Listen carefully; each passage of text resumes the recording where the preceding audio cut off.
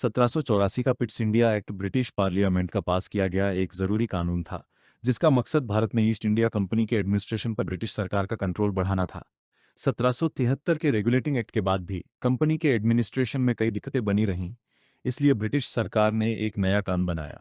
इस एक्ट ने पहली बार साफ किया कि भारत में कंपनी के शासन में सिर्फ कमर्शियल ही नहीं, बल्कि पॉलिटिकल और एडमिनिस्ट्रेटिव जिम्मेदारियां भी शामिल थीं। इस एक्ट की सबसे बड़ी खासियत एक बोर्ड ऑफ कंट्रोल बनाना था। ये बोर्ड, जिसे ब्रिटिश सरकार ने बनाया था और जिसमें ब्रिटिश मिनिस्टर और दूसरे अधिकारी शामिल थे, ईस्ट इंडिया कंपनी की पॉलिसी और एडमिनिस्ट्रेटिव फैसलों की देखरेख करता था। इसका मतलब था कि भारत के मामलों पर आखिरी कंट्रोल ब्रिटिश सरकार के पास था, जबकि कंपनी कंपनी को चलाती रही। इससे भारत के शासन में डुअल कंट्रोल सिस्टम की शुरुआत हुई, एक तरफ कंपनी और दूसरी तरफ ब्रिटिश सरकार।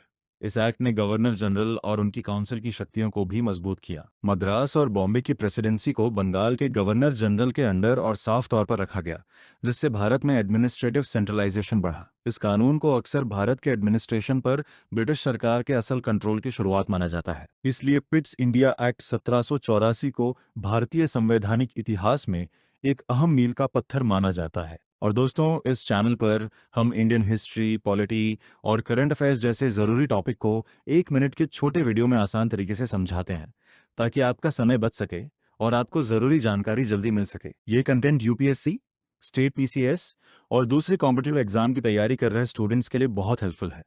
अगर आपको ये वीडियो काम का लगा तो प्लीज़ लाइक, शेयर करें और चैनल को सब्सक्राइब करना ना भूलें। प्लीज़ हमें कमेंट में बताएं कि आप अगले वीडियो में कौन सा टॉपिक देखना चाहेंगे।